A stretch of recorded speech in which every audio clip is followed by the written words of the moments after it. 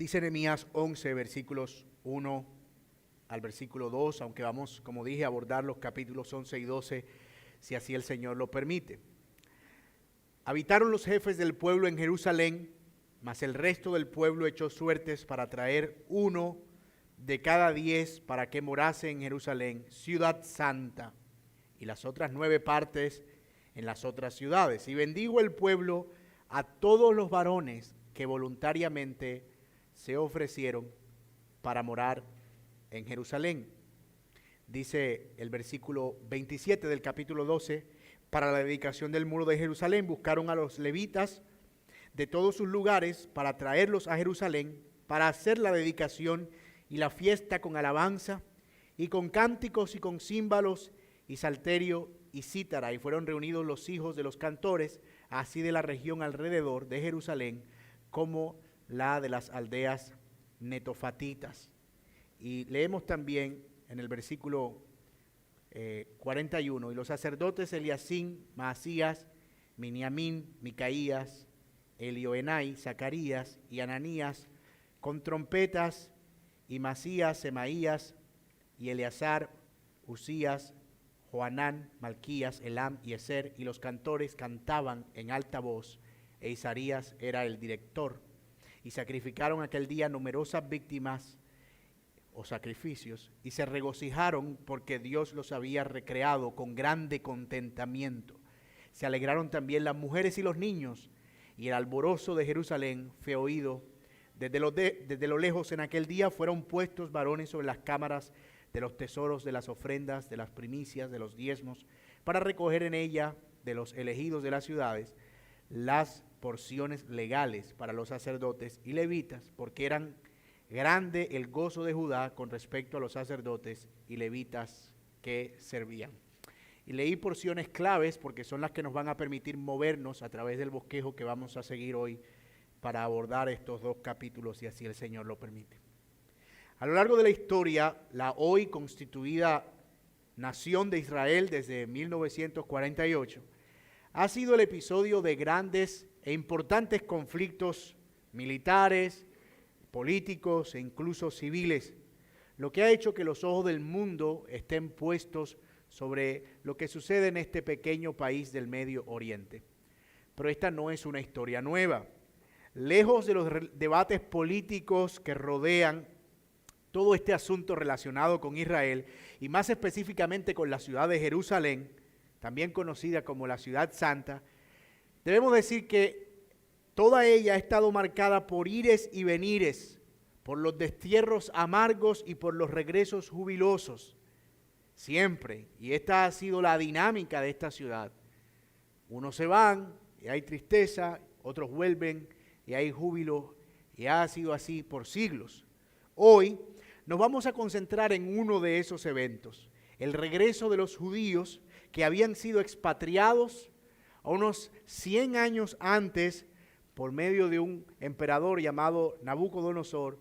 Fueron llevados a Babilonia, fueron tomados cautivos, pero ahora regresan para habitar la nueva y reconstruida ciudad después de un arduo trabajo que nosotros hemos estado viendo a lo largo del libro, y un gran compromiso de Nehemías como el líder o la cabeza de esta reconstrucción.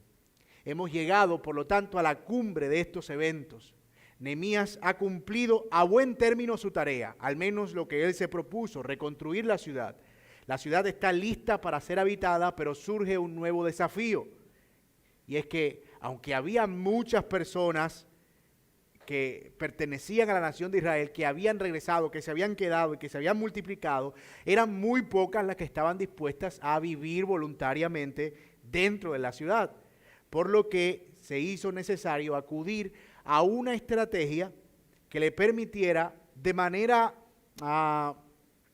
razonable dejar habitada la ciudad, de modo que se garantizara el funcionamiento del templo y de todas las actividades religiosas, para que se pudiera considerar que la obra ya estaba concluida.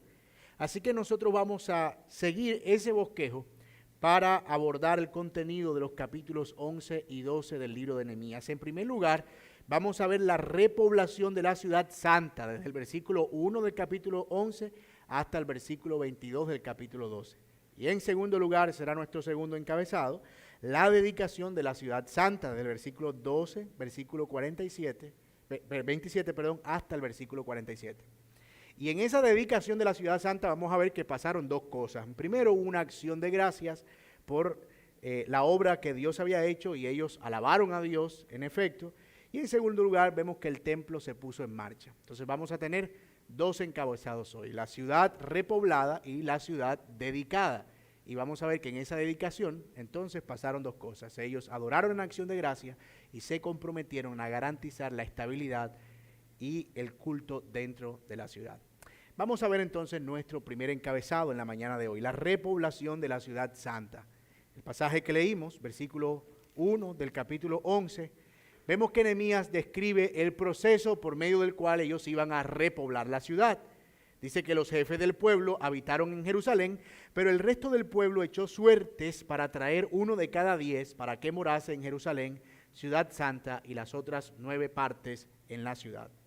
Todo lo que hemos visto hasta aquí del libro de Nehemías pareciera dar la impresión de que todo el pueblo había regresado de la cautividad y estaban viviendo dentro de la ciudad, pero ese no era el caso. No sé si le ha pasado, ¿verdad? Pero uno está leyendo el libro de Nehemías y uno como que va creando la idea de que todo el pueblo ya está feliz, cada uno en su casa, y todos están disfrutando de esas portentosas murallas y del templo en funcionamiento. La realidad es que solo unos pocos estaban viviendo dentro de la ciudad, aunque muchos se habían congregado el día del gran ayuno y muchos se habían congregado el día que la palabra de Dios se abrió después de tanto tiempo. Ahora tienen que tomar la decisión de ver quiénes son de toda esa gran multitud los que se van a venir a vivir dentro de la ciudad. Porque de lo contrario, una ciudad tan grande para tan poquitas personas iba a ser un desperdicio de trabajo. Además de eso, no iba a garantizar el funcionamiento del culto que demandaba muchísimo.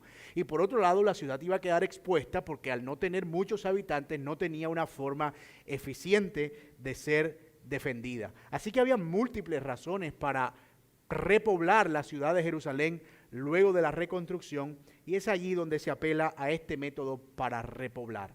Pero antes de eso, vamos a considerar un poco de contexto para ubicarnos en la historia y ver qué es lo que está pasando aquí. Israel, hacía unos 100 años atrás, había sido, como dije, llevada cautiva por Nabucodonosor hacia Babilonia. Muchas personas ricas de la época fueron tomadas como prisioneros y fueron entrenados para servir en el imperio babilónico.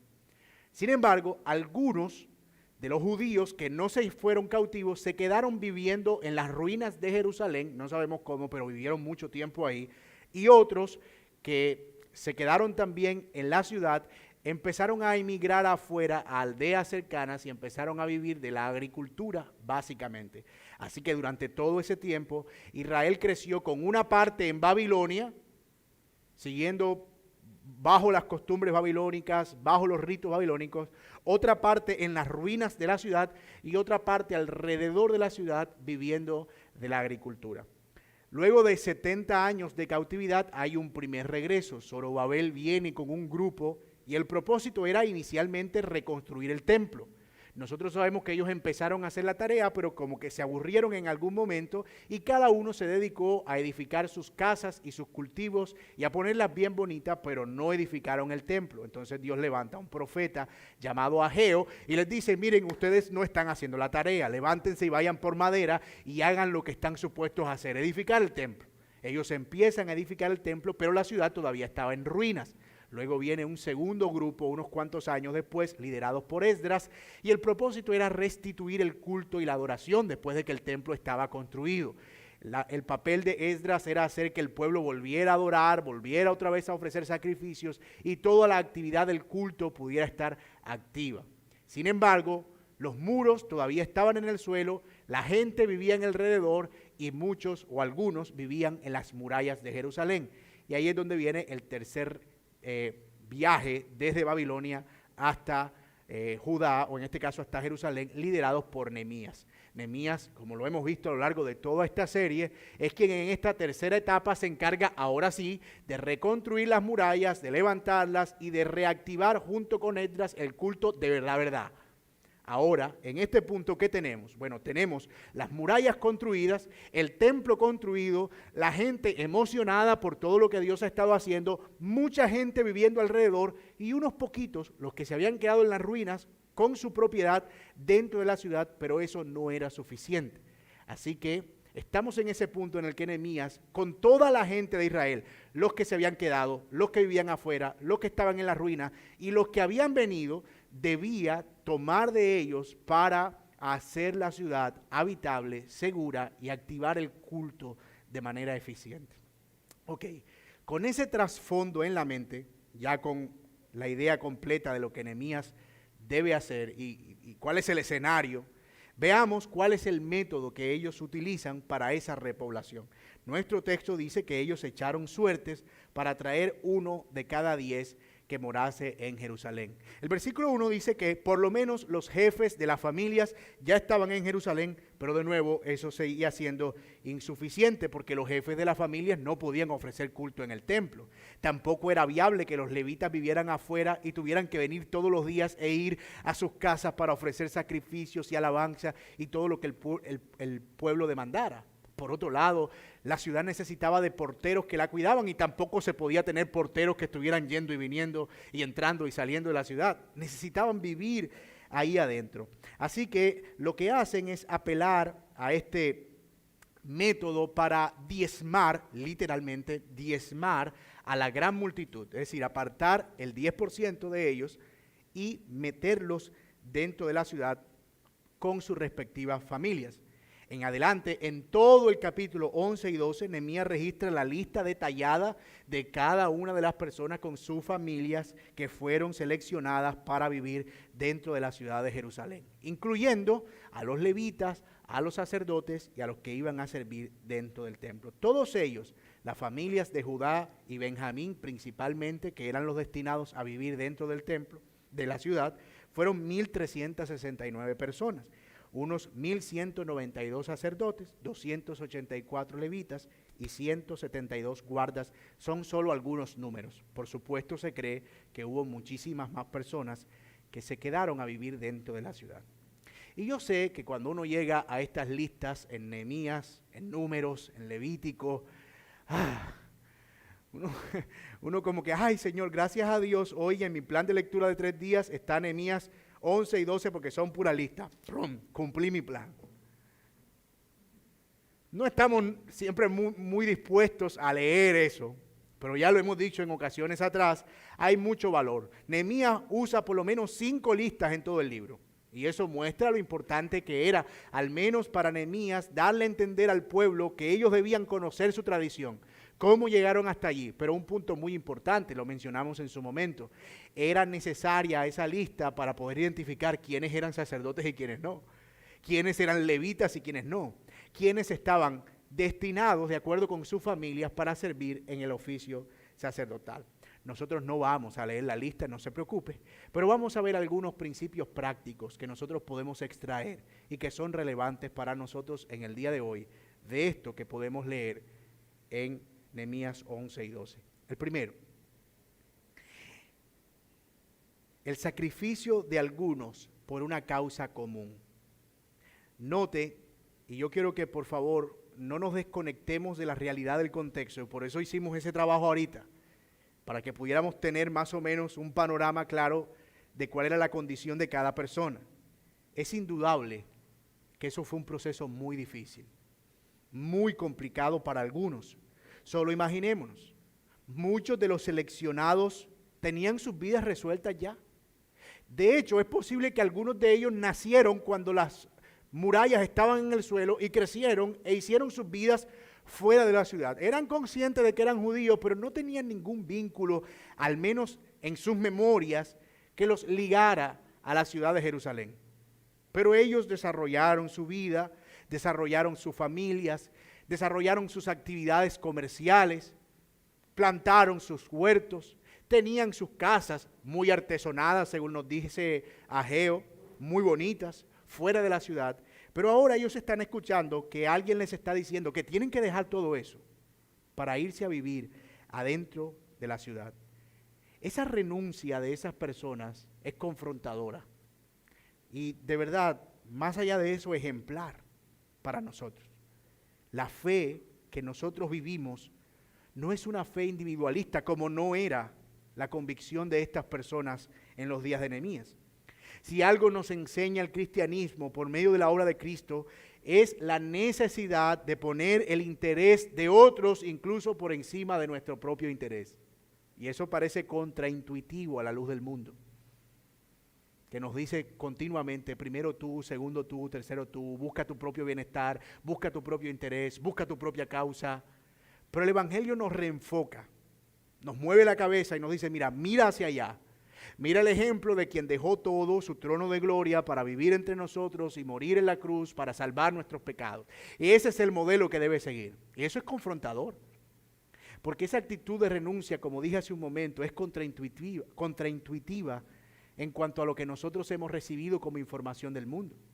Nadie quiere renunciar a nada. Todos queremos aferrarnos a aquello que nos ha costado trabajo conseguir, aquello que nosotros hemos adquirido con mucho sudor. Y no estoy diciendo que tengamos que salir de aquí a venderlo todo para ponerlo en manos de otros. Pero hay situaciones en la vida en las que nosotros como creyentes vamos a tener que pensar acerca de cuál es el interés mayor que nosotros vamos a perseguir. Si el interés de promover la gloria de Dios a través de la comunión o el interés de buscar mi propio reino de manera individual. Nadie mire lo suyo propio, dice la palabra. Nadie incluso tenga un concepto de sí mismo por encima del que debe tener, sino que piense de sí con cordura, considerando a los demás hermanos, por supuesto, como superiores a sí mismo. Escucha lo fuerte que eso suena. Considerando a los demás como superiores a sí mismo. Y no estamos hablando de una actitud de ese complejo de inferioridad, ¿verdad? Esa actitud de, ay, tú eres superior a mí, ay, yo no soy nadie, ay. No, es como el Evangelio nos informa a que nuestros intereses no son en pro de una actitud individualista y de buscar solo nuestra propia satisfacción, sino aquello que pueda contribuir mejor a la gloria de Dios. Y a veces, cuando estamos entre esas encrucijadas, siempre va a ganar el principio altruista movido por el Evangelio que el interés individual. Siempre. Por lo menos eso es lo que nos modela el Evangelio del Señor Jesucristo. Ellos le estaban dando prioridad a la comunidad, al compañerismo, al hecho de que la ciudad de Dios, el templo de Dios funcionara de manera correcta y estaban poniendo su cuota de sacrificio para llevar eso a buen término, incluso si eso implicaba mudarse, dejar todo lo que ellos estaban y habían construido alrededor de la ciudad y que consideraban como un tesoro, e ir y cumplir con la función de contribuir a la adoración y al culto dentro de la ciudad. Qué tremendo ejemplo que hay allí para nosotros, de renuncia y de cómo ver los intereses de la gloria de Dios como algo que está por encima de nuestros propios intereses, por muy placenteros que sean.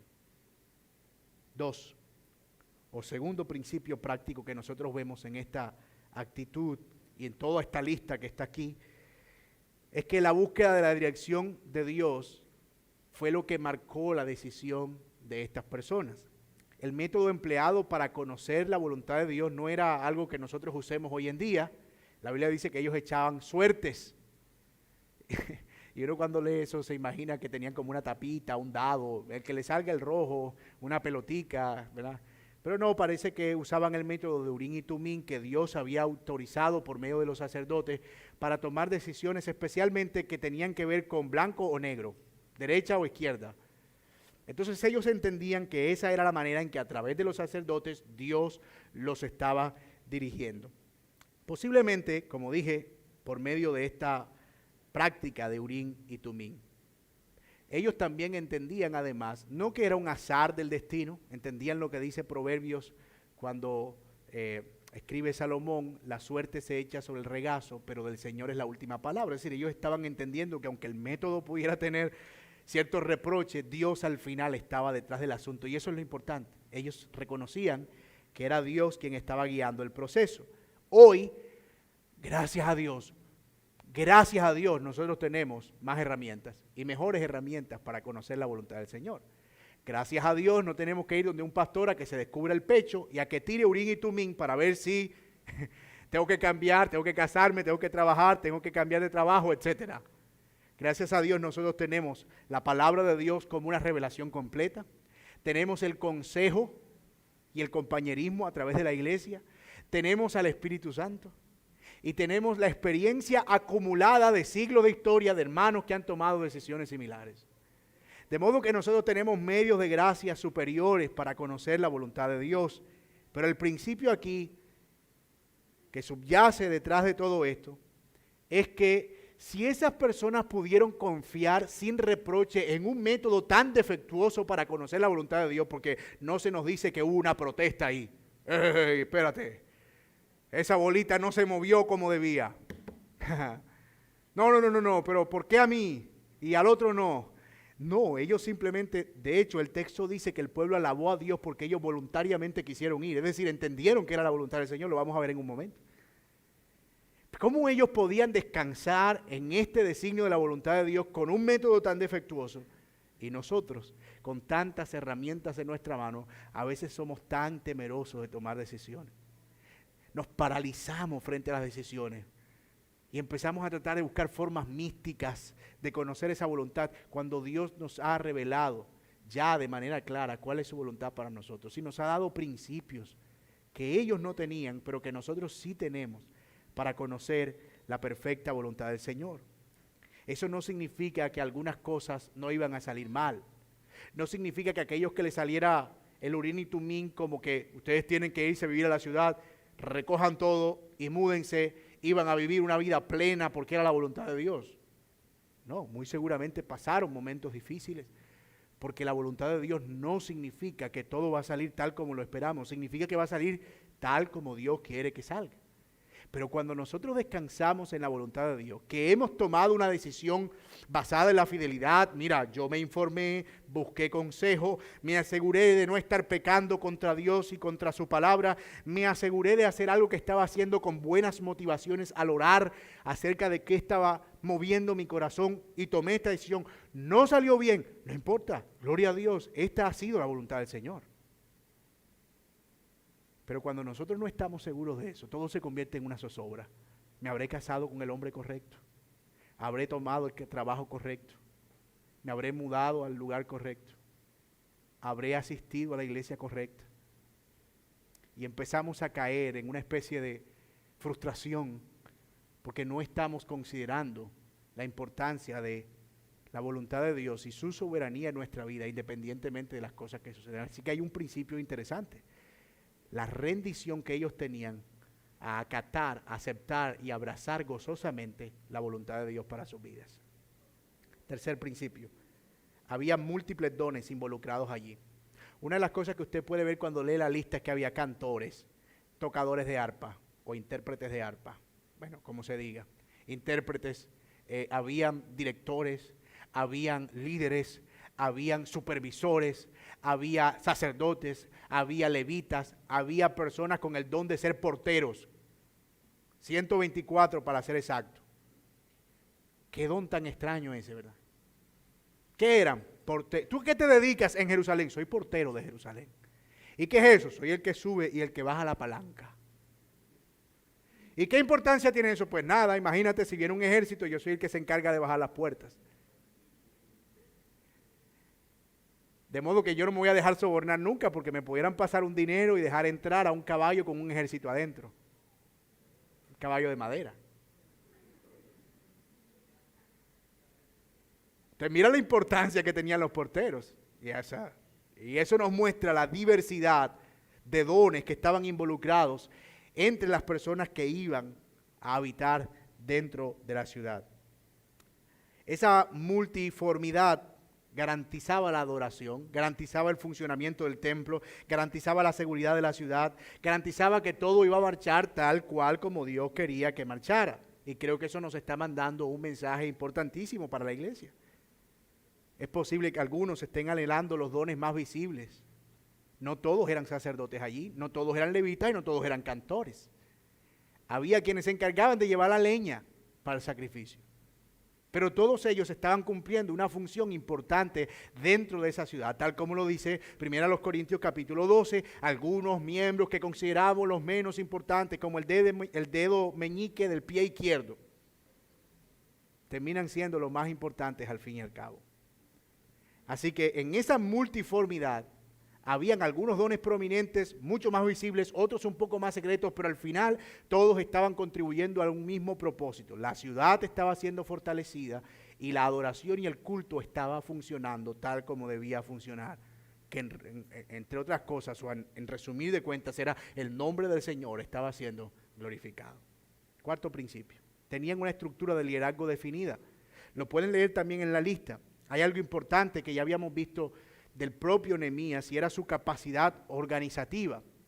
Pero él retoma el principio de David de establecer jefes de cantores, jefes de oración, jefes de directores corales, jefes de directores de instrumentos, jefes sobre los jefes y supervisores sobre los supervisores. Y él preservó esa estructura que David había establecido en Crónicas y la trasladó al uso del nuevo templo. Hay un principio de liderazgo importante.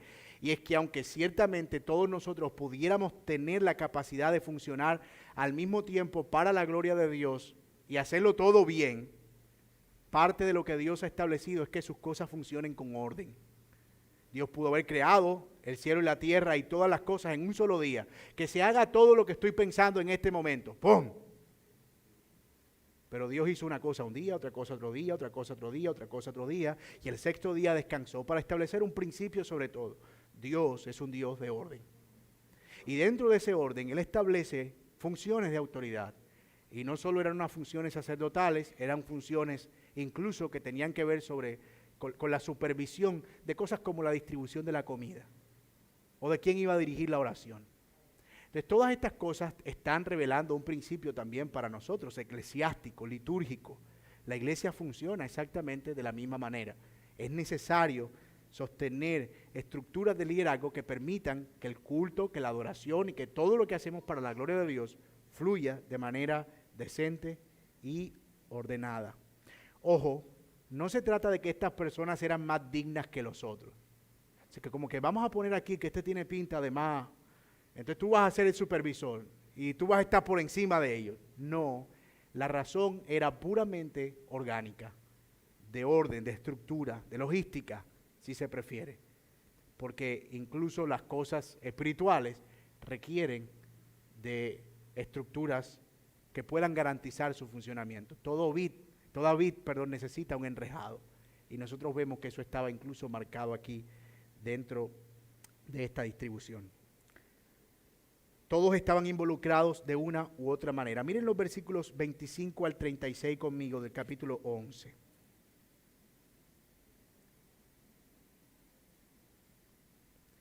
Tocante a las aldeas y sus tierras, algunos de los hijos de Judá habitaron en Kiriat Araba y sus aldeas, en Dibón y sus aldeas, en Jecab-Seel y sus aldeas, en Yeshua, en Molada, en Bet-Pelet, en Hazar Sual. Si menciono algo mal, ustedes me perdonan, mi hebreo no está muy bien estos días. En Berseba y sus aldeas, en Siclac, en Mecona y sus aldeas, en Rimón, en Sora, en Jarmut, en Sonoa, en Adulán y sus aldeas, en Lequis y sus tierras, etcétera, etcétera, etcétera. 31, y los hijos de Benjamín habitaron en todas esas ciudades. Y el 36 dice, y algunos de los levitas en los repartimientos de Judá y de Benjamín. ¿Qué está diciendo este pasaje? Bueno, este pasaje está diciendo que no todos se quedaron a vivir dentro de la ciudad. Obviamente, la novena parte de la ciudad se quedó a vivir en sus aldeas, pero ellos continuaron contribuyendo para el funcionamiento del culto dentro de la ciudad. Algunos de ellos eran los encargados de proveer madera, pero también eran los encargados a través de sus diezmos del impuesto que se cobraba en esa época, de sostener toda la actividad del culto dentro de la ciudad. Estamos hablando de que eran más de 1000 sacerdotes y todos ellos comían con su familia, y bastante. Y necesitaban ser sostenidos. Así que el trabajo de todos los que vivían en la aldea de alguna manera estaba coordinado para que también sirviera a los propósitos de los que estaban dentro de la ciudad. Y todo esto nos muestra que si bien hay quienes están involucrados en el servicio de manera más directa, tal vez en alguna cosa que tiene que ver con la iglesia o con el culto, todos al fin y al cabo estamos contribuyendo al mismo propósito. Y en cualquier área en la que nosotros nos desempeñemos, en nuestro trabajo, en nuestras escuelas, en nuestra relación con nuestros vecinos, todos estamos de una u otra manera contribuyendo al mismo propósito, la gloria de Dios. A veces pensamos que porque no tenemos una función visible dentro de la iglesia, entonces yo no tengo nada que contribuir y me siento como un miembro inútil. Lo cierto es que la iglesia es más que lo que hacemos nosotros aquí el domingo por la mañana. La iglesia es todo lo que yo hago para la gloria de Dios como miembro de este cuerpo en cualquier área en la que yo pueda glorificar su nombre. Ya sea en mi trabajo, trabajando con excelencia, honrando a mis jefes o a mis empleadores, siendo respetuoso con mis vecinos o compartiendo el evangelio. Como quiera que sea, todos hemos sido llamados a la misión de contribuir a la gloria del Señor. Y finalmente, vemos que el pueblo alabó a Dios por los muchos que gozosamente habían aceptado la voluntad de Dios. Miren lo que dice aquí el pasaje en el versículo 2. Y bendijo el pueblo a todos los varones que voluntariamente se ofrecieron para morar en Jerusalén. No estamos muy seguros de si está hablando de otro grupo de personas que, además de los que eran elegidos, se fueron voluntariamente, o si es que los elegidos al final decidieron voluntariamente y sin rehusar a ir dentro de la ciudad. Como quiera que sea, parece, por el contexto, que esto implica más que los que fueron elegidos se fueron, no porque los eligieron, se fueron voluntariamente y gozosamente a habitar dentro de la ciudad. Ellos no estaban yendo por obligación, sino que lo estaban haciendo voluntariamente. Y ese es un detalle no menor. Ver el servicio gozoso de otros produce alabanza a Dios. El pueblo alabó por el gozo de ellos. Ver el servicio de otros produce alabanza a Dios. Cuando vemos a nuestros hermanos sirviendo, debemos dar gloria a Dios por ellos. Y si es posible, hacérselo saber. Mi hermana querida, gracias por estar en la puerta hoy. Gracias por servirnos de esta manera. Gracias por cantar hoy y por dirigirnos en la adoración. Gracias, mi hermano, por proyectar las letras. Gracias por ajustar el sonido. Gracias por hacer todo lo que haces para la iglesia del Señor. Hermanos, en verdad, eso debe motivarnos a nosotros a dar gloria al Señor. Aquí no estamos como una empresa que está funcionando, ¿verdad?, en el que cada quien tiene en el staff un salario asignado y viene a marcar una tarjeta. ¿Qué debes hacer? Pararme ahí y limpiar el púlpito cada vez que cambia el que aparece en el frente. Echando alcohol. Y hermanos, en verdad, debemos empezar a ser más conscientes de los múltiples dones que el Señor nos ha dado para que lo que nosotros hacemos aquí funcione y empezar a dar alabanza y gloria a Dios por eso. Y en áreas donde nosotros estamos viendo que hace falta, bueno, orar activamente, pero también empezar a involucrarnos para ver de qué manera nosotros podemos ser un motivo de alabanza para el resto de la congregación. Pero de verdad, nada anima más en la iglesia que ver el corazón dispuesto de aquellos que sirven con gozo. Eso produce alabanza al Señor. Pudiéramos continuar viendo más principios prácticos para nosotros hoy, pero nos faltarían 2 noches más. Y yo quiero que avancemos hacia lo que está pasando con el pueblo y qué es lo que sigue después de que estos voluntariamente deciden entrar a la ciudad para morar en ella, lo que nos lleva a nuestro segundo encabezado, la dedicación de la ciudad santa. Bueno, ya con la ciudad repoblada, vamos a ver qué sucede ahora, es que ellos dedican la ciudad en un servicio impresionante, como lo veremos, y hay allí también varios principios que nosotros podemos utilizar para nosotros hoy. Dijimos que 2 cosas están involucradas en esa dedicación. Si está conmigo, capítulo 12, versículo 27, para la dedicación del muro de Jerusalén, buscaron a los levitas de todos sus lugares para traerlos a Jerusalén, para hacer la dedicación y la fiesta con alabanza y con cánticos, con címbalos, con salterio y cítaras. Parece que había mucha música. 12:27. Y más adelante, en el 44, en aquel día fueron puestos varones sobre las cámaras de los tesoros, de las ofrendas, de las primicias, de los diezmos, para recoger en ellas, de los elegidos de las ciudades, las porciones legales para los sacerdotes y levitas, porque era grande el gozo de Judá con respecto a los sacerdotes y levitas que servían. Dos cosas están pasando en esta dedicación. La primera, ya lo vimos, hay alabanza y gozosa acción de gracia. Y la segunda, hay un compromiso por sostener el funcionamiento del culto. Vamos a ver una por una. La primera, la alabanza y la acción de gracia. En ese versículo 27 que leímos, el pasaje describe una escena preciosa, maravillosa. Es una celebración de júbilo, de gozo, que involucra el uso de instrumentos y de dos corales perfectamente constituidas y coordinadas y dirigidas, y una de ellas sale de un punto hacia la derecha y el otro hacia la izquierda para encontrarse frente a la puerta del pescado, justo enfrente del templo. Y quiero que se imaginen la escena conmigo. Nosotros tenemos la ciudad, ¿verdad?, como un cuadrado, y ellos se ubican en una de las puertas enfrente del templo al otro lado de la ciudad. Y desde allí, oigan esto, caminando por encima de la muralla, no debajo. ¿Se acuerdan ustedes que Tobías y Sanbalá dijeron, si ahí se sube una zorra, tumba eso? Ese Nehemías era atrevido. Le dijo a todos los levitas y los cantores, ustedes se suben por la izquierda y ustedes se suben por la derecha, por arriba.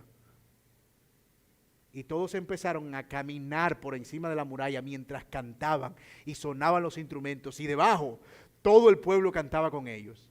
¿Te estás imaginando la escena? Y de repente ellos llegan enfrente del templo, de la casa de Dios. Y ahí en la puerta del pescado, justo enfrente del templo, con el coro arriba a la izquierda y el coro arriba a la derecha, Esdras en un lado, Nehemías en el otro, y los cantores y los levitas y todo el pueblo, sonaron las trompetas y fue un grito, un estruendo. Dice que el júbilo de Jerusalén se escuchó fuera de la ciudad. Había un gozo impresionante por lo que Dios estaba haciendo entre ellos. Qué escena tan maravillosa. Y hay detalles, hermanos, que hacen que sea cada vez más preciosa. Porque dice que cuando terminan las dos corales de alabar, enseguida ofrecieron sacrificios al Señor. Y los sacerdotes ofrecieron sacrificios y las trompetas sonaron. Era un momento de verdad precioso. Hay varias cosas aquí también para nosotros. La primera, la alabanza es un elemento fundamental de la adoración. Sabemos que la adoración no es necesariamente música ni alabanza, pero la alabanza es un elemento importante y por lo menos presente dentro de cierta adoración. Cantar es algo que está vinculado a la forma de adoración al Dios de la Biblia. Nosotros lo vemos desde toda la constitución del pueblo de Israel hasta los días de la iglesia, donde el apóstol Pablo recomienda a Colosenses y a Efesios, miren, exhórtense y anímense unos a otros, cantando con salmos, con himnos y cánticos espirituales, con gracia en vuestros corazones.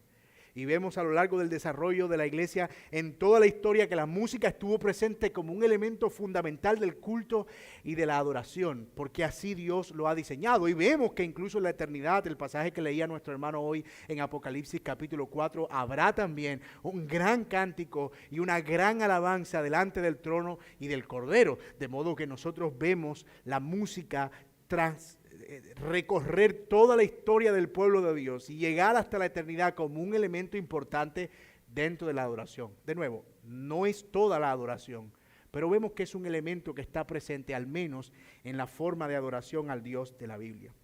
Este pasaje, y hay que ser cuidadosos porque el tema de la música y qué instrumentos usar y qué cantar ha sido objeto de debate por siglos dentro de la iglesia. Hay quienes dicen que solo se deben entonar salmodias sin instrumentos, es decir, solo del libro de los salmos, sin ningún tipo de instrumento, con la música bueno, yo no sé quién se la pondría, pero con la música que se calcula que tienen los salmos. Otros creen que se deben usar ciertas instrumentaciones y se deben cantar himnos también contemporáneos. Eso no es un debate nuevo, eso ha sido un debate por siglos. Lo cierto es que este pasaje no pretende resolver esa discusión porque Nehemías no está escribiendo aquí un instructivo acerca de cómo debía ser la adoración en Iglesia Bíblica Soberana Gracia, ¿verdad?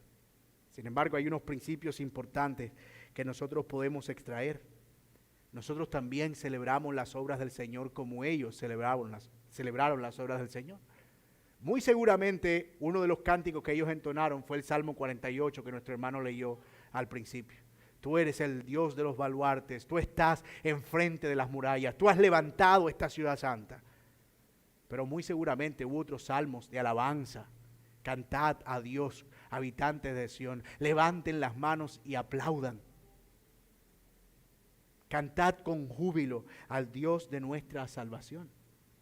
Así que nosotros también celebramos las obras del Señor y lo hacemos con el júbilo y el gozo característico de aquellos que entienden que el Señor ha hecho una obra grande entre ellos. Nuestros cantos deben estar marcados con un mayor gozo. Cantar con júbilo es algo propio del cristianismo. Otras religiones usan la música como un vehículo de introspección, de meditación y a veces de aflicción. Pero en el cristianismo la música es utilizada como una expresión del gozo victorioso de la resurrección del Señor Jesucristo. Uno de los documentos que nosotros encontramos antiguos relacionados con la iglesia es la Didaché, que parece que era una especie de instructivo de lo que la iglesia apostólica debía hacer en ciertos aspectos como el bautismo, la cena del Señor y otros aspectos. Usted puede encontrarlo por allí en internet. Y la Didaché tiene uno de sus apartes que animaba a los cristianos a ir no en ayuno los domingos al servicio de adoración. Porque normalmente el ayuno era una señal de luto y de dolor y de tristeza. Pero ir el domingo por la mañana no era para celebrar la muerte dolorosa del Señor Jesucristo, sino su resurrección victoriosa. Y entonces ese documento parece que animaba a los hermanos a ir en una actitud o en una disposición de gozo, entendiendo que durante el tiempo del culto ellos iban a celebrar que Cristo se había levantado de entre los muertos y eso debía producir júbilo, que no debía ser cooptado por el ayuno de aflicción. Qué interesante, ¿verdad? De modo que el cántico gozoso asociado a la celebración de la resurrección debe ser parte de nuestra liturgia. En definitiva, hay cantos de contrición, por supuesto, los salmos tienen cantos de contrición. Aquí estoy yo, afligido y abatido, estoy desventurado, yo te clamo a ti, tú te cerraste en los cielos como el cielo de bronce, siento que mis oraciones no las escuchas. Por supuesto que hay un tiempo apropiado para la contrición y seguramente en Israel habían cánticos de contrición. Habían cánticos seguramente de meditación que eran cánticos mucho más cortos. Mirad cuán bueno y cuán delicioso es habitar los hermanos juntos y en armonía. Muy probablemente un cántico que entonaban cuando iban dirigiéndose al templo para alguna celebración. Mirad cuán bueno y cuán delicioso es habitar los hermanos juntos y en armonía. Pero gran parte de los salmos, y al menos los que se usaban en este tipo de celebraciones, eran cánticos que expresaban el júbilo por la obra grandiosa que Dios había hecho entre ellos. Debemos, hermanos míos, nosotros cantar siempre con gozo en nuestros corazones. Nuestra fe es una fe mayormente caracterizada por el gozo. Nuestra fe, la fe cristiana, es una fe marcada principalmente por el gozo. Además de eso, aunque el cántico era dirigido por los coros, entre otras cosas eran coros con personas que pertenecían a la tribu de Leví y que evidentemente tenían formación en la música, aunque había instrumentos, aunque eran dirigidos por Nehemías y por Esdras, uno a la derecha y uno a la izquierda, toda la congregación participaba del canto. De hecho, el texto nos dice que incluso los niños y las mujeres se llenaban de gozo. Bueno, no sé si es que antes de los cantos las mujeres no tenían gozo, pero él destaca que incluso los niños estaban involucrados en el cántico jubiloso de Israel. Mis amados, en efecto, el canto en la iglesia no es un espectáculo que apreciamos con los ojos cerrados para tener una experiencia individual. Si tú te sabes la canción y puedes cerrar los ojos, está perfecto, pero no para experimentar algo de éxtasis individual. El cántico del domingo por la mañana es un cántico congregacional. Yo estoy cantando con mis otros hermanos al lado mío. Es la congregación que está uniendo su voz con el único propósito de que Dios sea exaltado.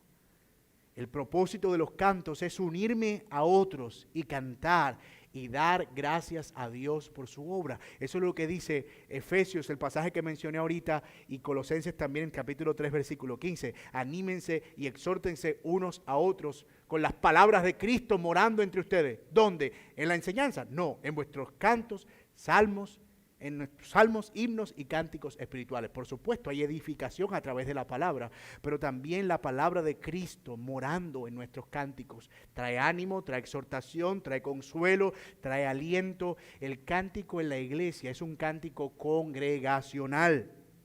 Lo que sucede cuando cantamos con ese entendimiento, mis amados, es hermoso. Es la voz de la congregación, independientemente de si tenemos el talento para hacerlo o no. Hubo una época en la que en la iglesia solo cantaban los que leían partitura. Entonces los himnarios venían con la partitura. Entonces tú veías a las niñas que se les instruía entre los nobles en la educación clásica que incluía la formación en música, siendo las que cantaban junto con sus familias leyendo la partitura. Aquí pues, bueno, leemos la letra por la gracia del Señor. Y la mayoría de nosotros no tiene formación en música. Pero mis amados, es el corazón derramado. Y una boca que está proclamando una verdad. Y por eso procuramos que los cantos sean cantos que puedan acompañar fácilmente el canto de la congregación. Y buscamos rangos tonales que estén dentro de lo que la congregación puede cantar, porque no estamos aquí para escuchar a Celine Dion cantando en la última octava del piano, haciendo 56,000 solfeos, mientras la iglesia está. ¿Y dónde que entro yo? Básicamente, el propósito de la música dentro de la congregación es poder involucrar a la congregación y la voz de la congregación en una alabanza jubilosa a Dios. ¿Con qué propósito? Proclamar el nombre de Dios y la grandeza de sus obras. Justo el mismo propósito de ellos. Ese sigue siendo el único propósito nuestro hoy. Nuestros cánticos son un testimonio también. Ese es otro principio que extraemos de ahí. Miren el versículo 43 del capítulo 12. Versículo 43. Y Maasías, Semaías, Eleazar, Usías, Joanán, Malquías, Elam y Ezer, y los cantores cantaban ¿cómo? En alta voz, e Isaías era el director.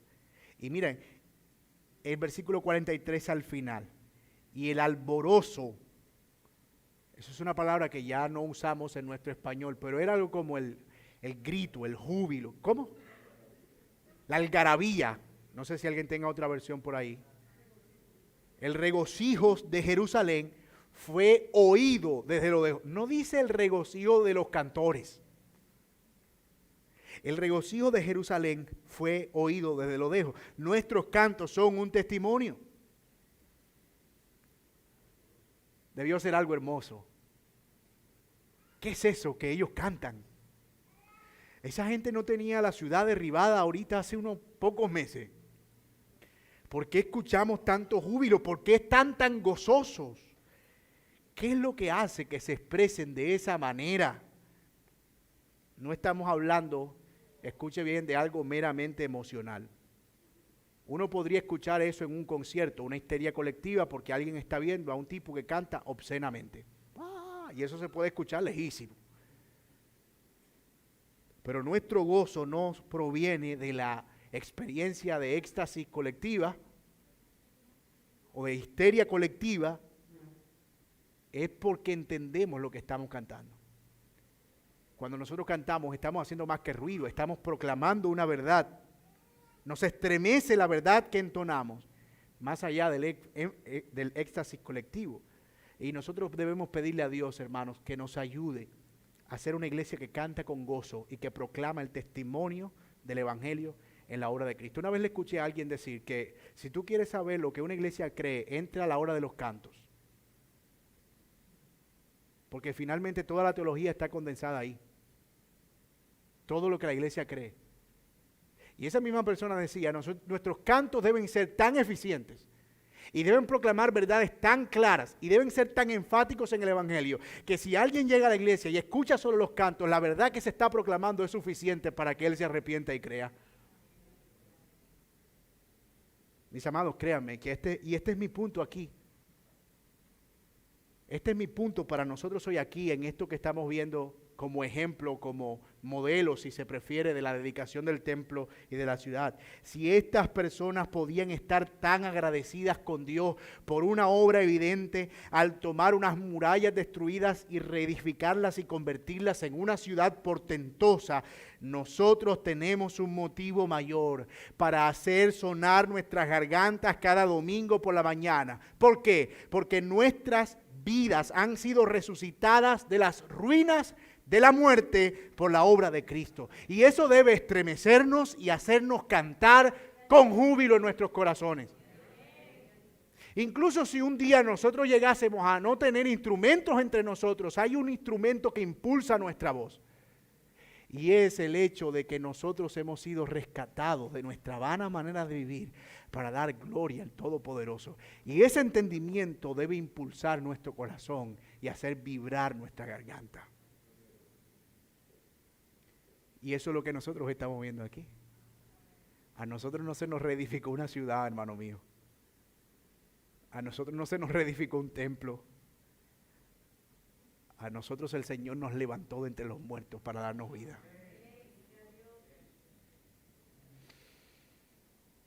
Y finalmente, el pueblo adquirió un compromiso. Como parte de esa dedicación, no solo cantaron, ellos también se comprometieron con lo que habían prometido.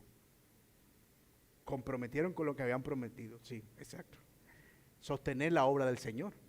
Mira lo que dice el 44. En aquel día fueron puestos varones sobre las cámaras de los tesoros, de las ofrendas, las primicias, los diezmos, para recoger de ellos, de los elegidos de las ciudades, las porciones legales para los sacerdotes, los levitas, porque era grande el gozo de Judá con respecto a los sacerdotes y los levitas que servían. Hermano, la dedicación del templo termina con las manos en la obra. La dedicación del templo termina cuando comienza, con las manos en la obra. Ese día todo empezó a funcionar. Todo el templo comenzó su operación. Cada quien se fue a sus lugares y a sus responsabilidades. La obra de Dios no podía seguir parada ni un minuto más. El culto a Dios no podía suspenderse un minuto más. Así que todos ratificaron el compromiso hecho en el capítulo 10. ¿Se acuerdan? Al final, en el capítulo 10, ellos se comprometieron públicamente y firmaron diciendo, no dejaremos de sostener la obra de Dios. Y aquí empezaron a comprometerse con eso. No descuidaron la obra de Dios. Por lo que de inmediato, eso fue ahí mismo, el mismo día, llevaron sus ofrendas y sus diezmos, que era el impuesto con el que sostenían toda la actividad del culto dentro de Jerusalén. Recuerden, eran un poco de sacerdote y un poco de levita, con su familia. Era un gentío lo que estaba a cargo de la adoración y debían ser sostenidos. Ahora me encanta esa mezcla de emoción y de acción. A veces parece que las emociones del culto nos desconectan de la realidad de nuestros compromisos. Y las personas viven solo con el éxtasis de cada domingo, la emoción, la dosis. Pero en la semana no se ve ningún compromiso de aplicar ni la verdad que escucharon, mucho menos la que cantaron. Porque están esperando que llegue otro domingo para recibir otra dosis de adrenalina. Que no vamos a negar que está presente, somos seres emocionales. No hay ningún problema con eso. Hay una emoción evidente cuando cantamos. Pero eso no es todo, ni siquiera lo más importante que nosotros recibimos cuando estamos participando del culto. Mis amados, y voy a decir esto enfáticamente, nuestra fe no debe ser una fe emocional. No podemos vivir en esta especie de cristianismo narcótico, en el que yo vengo cada domingo y me conecto para recibir una dosis de emoción santa y salir de aquí recargado las horas que dure. Porque el lunes por la mañana, toda esa adoración que debería estar conectada con todo lo que yo voy a hacer la semana, desapareció. Y entonces empezamos a vivir de experiencia en experiencia.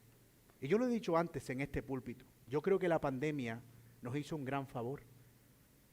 Porque la pandemia dejó en evidencia que ese cristianismo narcótico no puede sostener a nadie.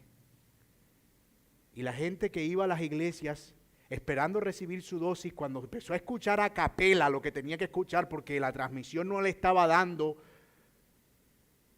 la pureza emocional que recibía en el culto, la silla no era cómoda, el sonido no se escuchaba tan bien, el piano se escuchaba alto.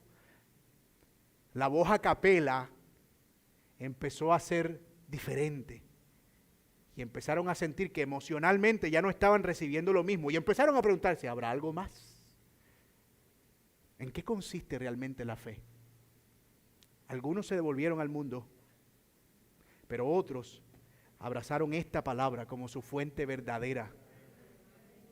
Los verdaderos creyentes abrazaron la palabra y se aferraron a ella como un náufrago se aferra a una tabla. Y han sido hasta ahora sostenidos por esa misma palabra. Y han descubierto entonces que su fe era una fe que era sostenida por la palabra de Dios. La pandemia nos hizo el favor de hacer evidente quiénes eran del Señor y quiénes no eran del Señor. Porque eso tú no lo recibes virtualmente. Por más que quieras meterle los efectos que quieras, no lo recibes virtualmente. Bendito sea Dios. Porque mis hermanos, cuando las luces se apaguen, cuando las sillas dejen de ser cómodas, cuando el sonido deje de ser óptimo, cuando dejemos de escuchar el sonido de todos cantando al mismo tiempo, una sola cosa nos va a sostener: la eterna e inquebrantable palabra de Dios. Porque el cielo y la tierra pasarán, pero la palabra de Dios nunca pasará. Una sola cosa nos sostendrá.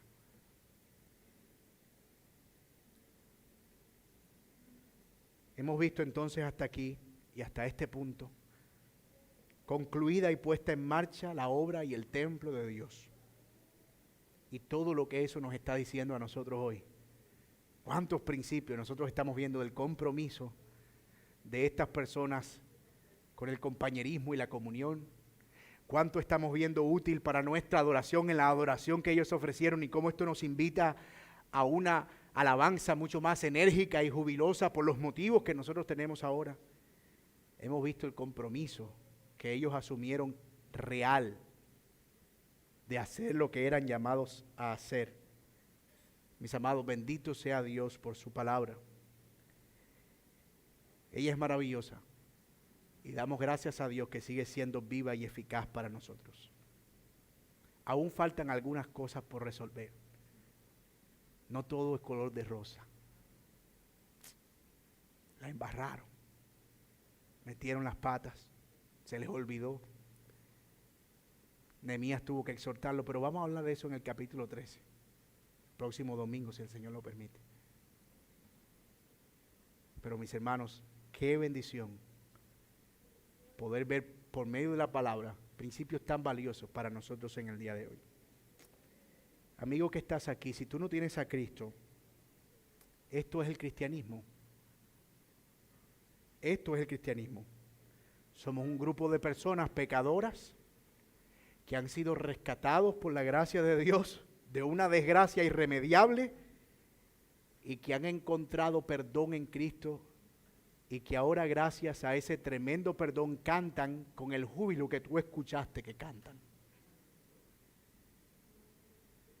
Y yo lo que quiero decirte es, si tú estás sin Cristo, tú no puedes experimentar este grado de gozo que solo proviene del Espíritu como una respuesta a la regeneración.